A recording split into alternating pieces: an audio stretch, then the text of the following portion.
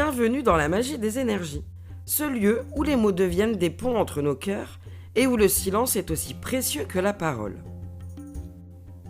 Moi c'est Célie, petite sorcière lunaire guidée par l'intuition, fascinée par les paysages invisibles de l'âme humaine, parfois un peu indocile face au cadre trop étroit, mais toujours sincèrement engagée dans cette quête de compréhension et de transformation intérieure, car je crois profondément que la conscience est une porte et que derrière chaque blessure se cache une possibilité d'évolution. Aujourd'hui, nous allons parler d'un sujet qui, je le sais, touche beaucoup d'entre nous, même si on n'en parle pas toujours ouvertement. On va parler de la blessure du rejet. Pas celle qui fait du bruit, ni celle qui claque comme une porte ou qui laisse des cicatrices visibles, mais celle qui s'installe en silence, comme une ombre légère qui nous suit et nous murmure, parfois même depuis l'enfance. Est-ce que je mérite vraiment d'être ici ? Est-ce que je prends trop de place ? Ou alors même, suis-je vraiment à ma place ?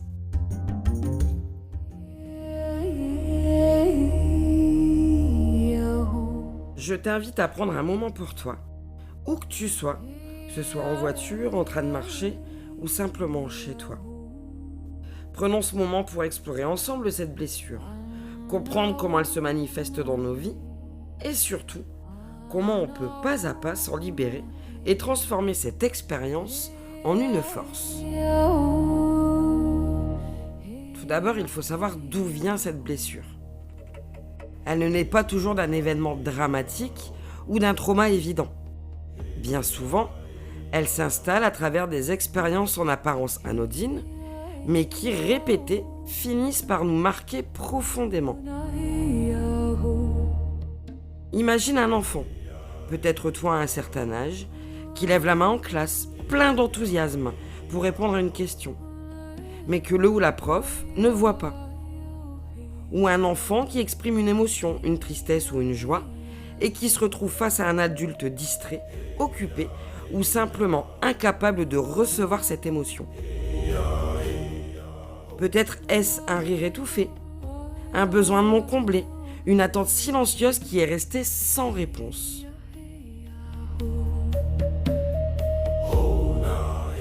Ces moments, aussi petits soient-ils, s'accumulent comme des grains de sable dans une coquille. Avec le temps, ils créent en nous une sensation tenace, comme une mélodie de fond qu'on n'entend plus vraiment, mais qui influence tout. Nos choix, nos relations, notre manière de nous percevoir.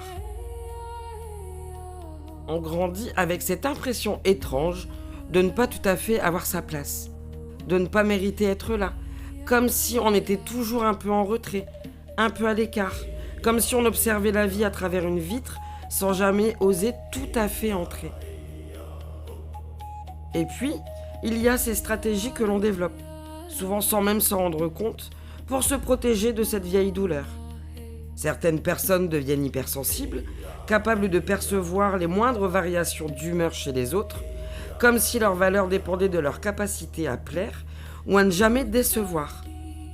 C'est un peu comme si on avait développé une antenne ultra puissante pour capter les émotions des autres.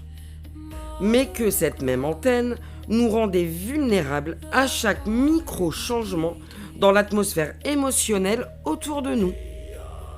Alors que d'autres, au contraire, érigent une muraille d'indépendance, se convainquant qu'elles n'ont besoin de personne. Je peux tout faire seule, je n'ai besoin de personne. Comme si dépendre des autres était un signe de faiblesse. Pourtant, derrière cette armure se cache souvent une peur profonde. Celle d'être à nouveau rejeté, abandonné ou simplement ignoré. Et puis, il y a ceux qui passent leur vie à chercher une validation extérieure. Comme si leur existence même devait être approuvée par les autres pour être légitime. On court après les compliments, les likes, les approbations, comme si on avait besoin d'une permission extérieure pour enfin se sentir à sa place. Mais voici ce que cette blessure oublie de nous dire, ce qu'elle chuchote si bas qu'on a du mal à l'entendre. On a le droit d'être là, simplement parce qu'on existe.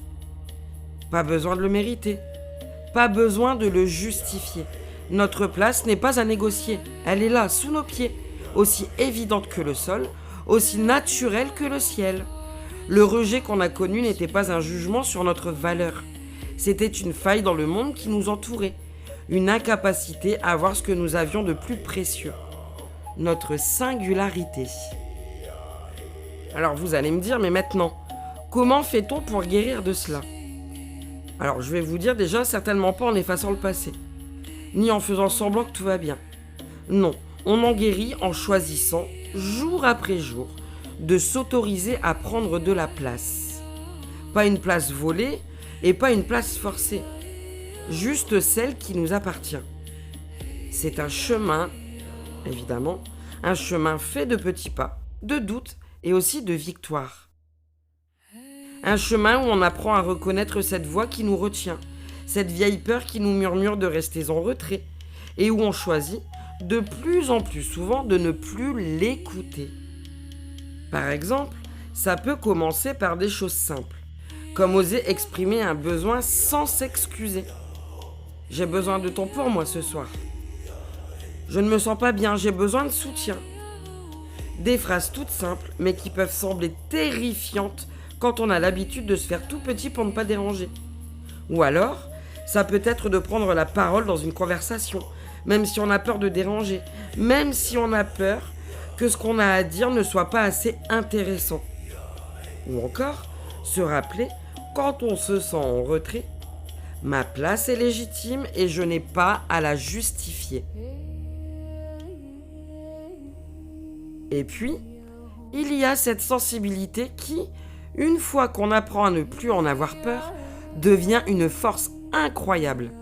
Cette capacité à ressentir profondément, à percevoir ce qui ne se dit pas, c'est ce qui nous permet de nous connecter aux autres avec une authenticité rare.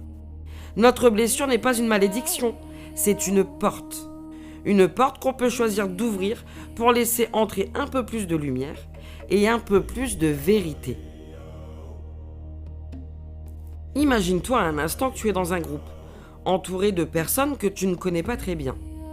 Et tu sens cette vieille peur monter en toi. Et tu te dis, et si je ne suis pas à ma place ici ? Et si ce que je dis n'intéresse personne ? Mais au lieu de te taire, ou de te faire tout petit, tu prends une grande inspiration et tu te rappelles, ma voix mérite d'être entendue, mon ressenti est valable. Et tu parles. Pas parce que tu es sûr de toi, mais parce que tu as décidé que ta présence compte, même si ta voix tremble un peu. Et tu sais quoi ? Rien de dramatique ne va se passer. Personne ne va te rejeter. Et surtout, tu sens une petite victoire intérieure. Parce que tu as enfin osé prendre ta place.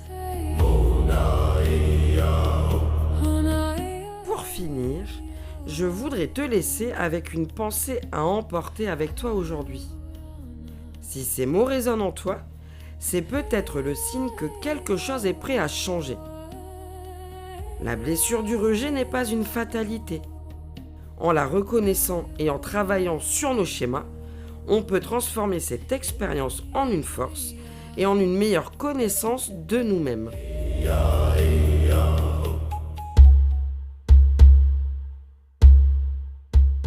On se retrouve très bientôt pour explorer une autre de ces blessures invisibles. En attendant, souviens-toi de ceci. Tu n'es pas un intrus dans ta propre vie. Tu es chez toi, ici et maintenant. Et personne, je dis bien personne, ne peut te prendre cette place.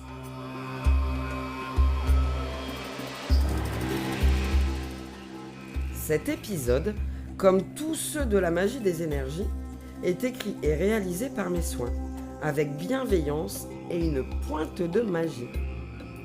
Si ces mots ont trouvé un écho en toi, c'est déjà le signe que tu es sur le bon chemin. D'ici là, prends soin de toi, écoute-toi et n'oublie pas, ta lumière mérite d'être vue. À très vite pour la suite de ce voyage.